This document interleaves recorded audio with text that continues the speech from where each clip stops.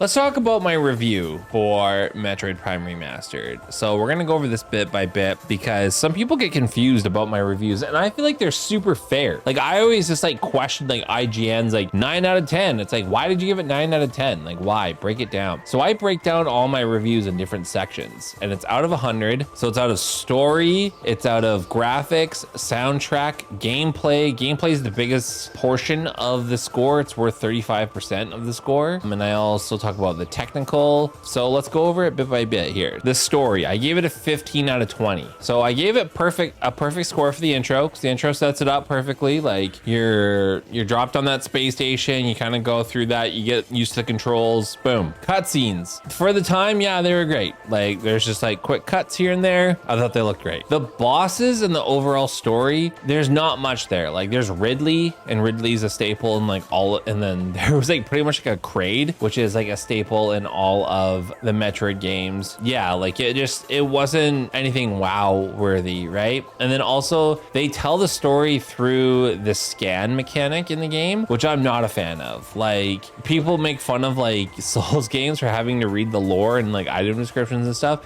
You don't need to do that, but this game, they straight up left a lot of it to like scanning different things for different I don't know, like items in the story. I don't know, I gave it a 15 out of 20, which I thought was a pretty good score. Graphics, I gave this a perfect score, 20 out of 20. Like this game looks incredible. It's a nostalgia feel, right? Like it's a game where like you remember it looking a certain way, and that happens a lot with a lot of games. Like there's games where I totally remember them looking great, but I'm also thinking from the time period as well. So like a good example is I thought Smuggler's Run on the PS2 looked awesome, and then when I recently got like emulators working on my hot gamer girl PC, I booted up Smuggler's Run and it looked like dog shit. It looked like garbage, and I was like, wow, I remember, like I just completely remember this game looking a different way. So when you play Metroid Prime, it looks like how you thought it looked when it came out, but if you definitely put it up against actual footage of how the game actually looks on original hardware, it does not look anything close. Look at how shit it is on the left slide here. It's not even the same. It's not even the same. It looks so much better. Even with like this one's a little bit compressed, but even with like the HD texture mod, I've said this a million times, it looks nowhere close. Like the character models, the environments, the special effects, the animations look dope. And you gotta remember, you're judging a game from 2001. This isn't like a brand new game. They updated a lot, and it looked phenomenal. Soundtrack, I gave it a 13 out of 15. Like the ambient sounds were good. The boss music was pretty good. The variety was like, could have been better. Might have been a little bit too generous with the score here. Like some of it did get like a little bit repetitive, but it changed up enough to where like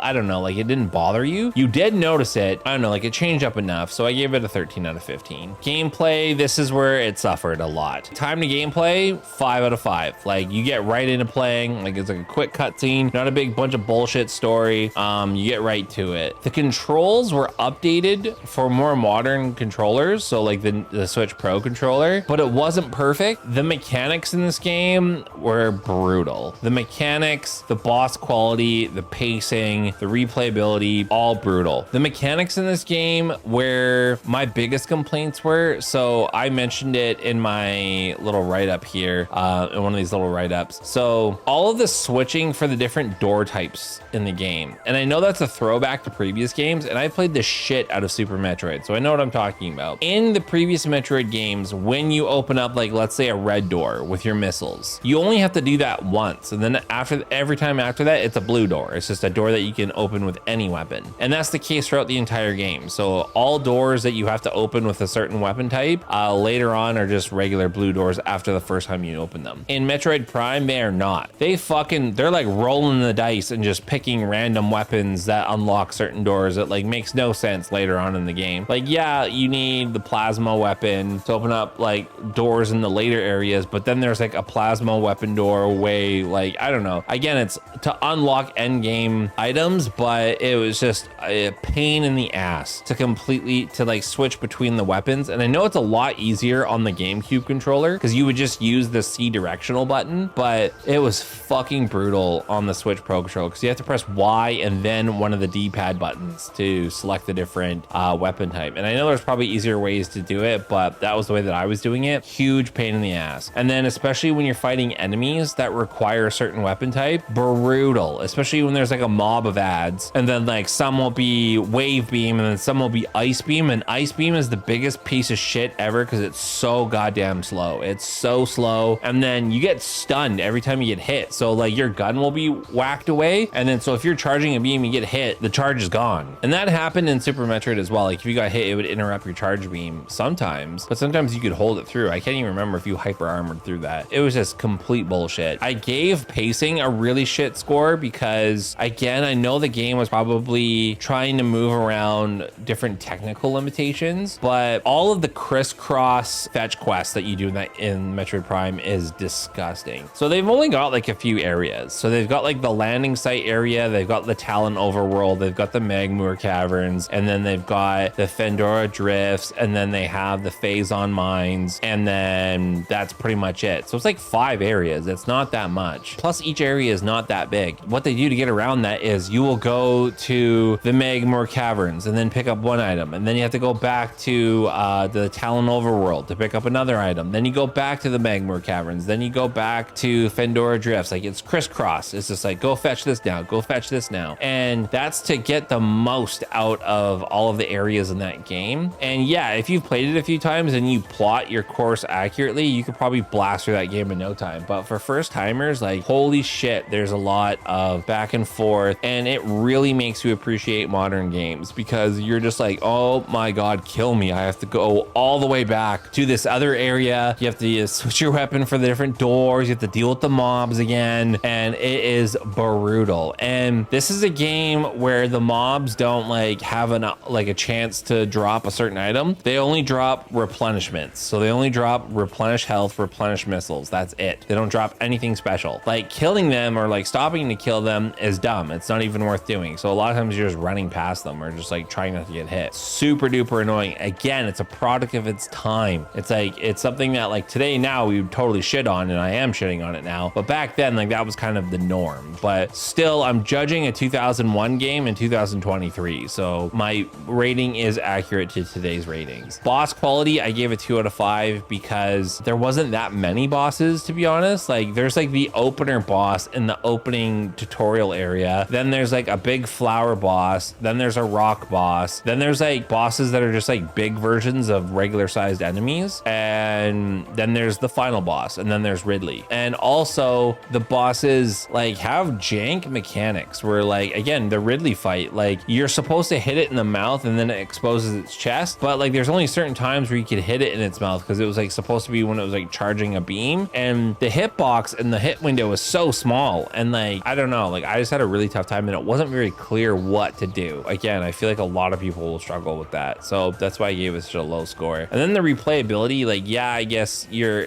kind of motivated to finish it in under 3 hours to get like the good cutscene. But like, honestly, like, I don't know, like an average player, I think will just play this once and just be like one and done. Other than like beating your own time or doing it in a lower time, there's not really much difference that you can do. There's no like, you can't go like a different build or anything. It's not an RPG. So the replayability, pardon me, not that good. Let's keep moving on here. So that's why I gave, that's where it lost most of its score, was in gameplay. So got 22 out of 35. So 13 points down. Again, this is the kind of point that I make with the bosses. Like there's like not that many. Like there was this big rock boss. There was like the Omega, I can't even remember what the hell it's called. And this is just a bigger version of an enemy that you fought earlier. And then he just throws ads at you, which is garbage. And then Meta Ridley, which is, I don't know, a staple in the games. Did I miss anything else? Yeah, I talked about the technical limitations. Another thing I didn't like too is that they lock the end game content behind items that are hidden, like hidden items, and you have to find them to be able to get to the end game, which I don't think is a cool way to unlock progression.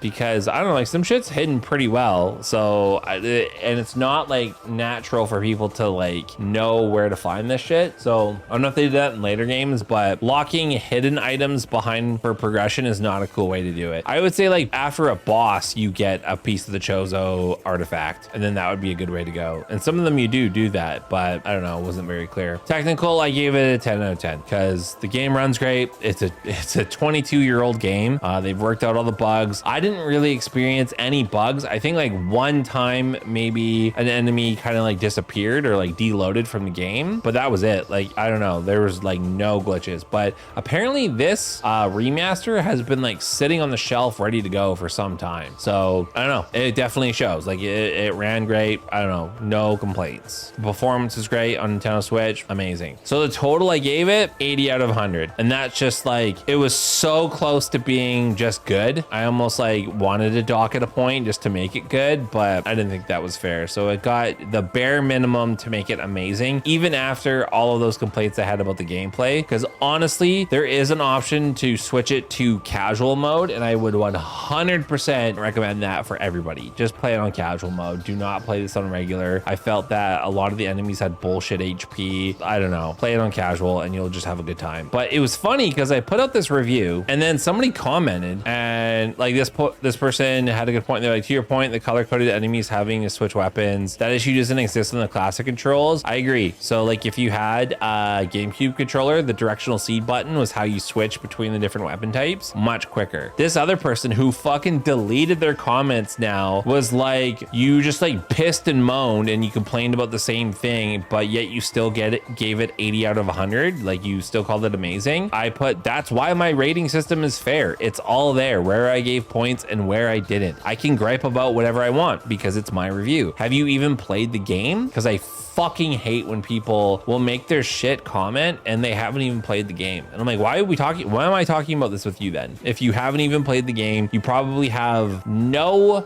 desire to play the game, but yet you're gonna fucking argue with me about the game. And because again, they deleted their other comment. They posted like, oh, like you still like, yeah, I saw that you bitched about it, but you still gave it 80 out of 100. And then I just was pretty much just like, dude, I'm sorry, I can't explain to you how basic addition of numbers works. Please seek a tutor or maybe use ChatGPT. Like, cause like, honestly, that's the thing. That's why my rating is fair, because I can dock points where I feel like the game is lacking, but that shouldn't mean that other points in other areas where the game does well should like be automatically docked as well. The game did have a lot of frustrations, but honestly, a lot of those could be alleviated by just changing it to the casual mode and just like having a simpler time or maybe following a guide. But I don't know. I just thought that was funny. That was my review on Metroid Prime Remastered. I definitely chapped my ass and I rage quit a couple times, which I never do. Like I never rage quit. And that game like pushed me to my limits with like a lot of the bullshit that it had.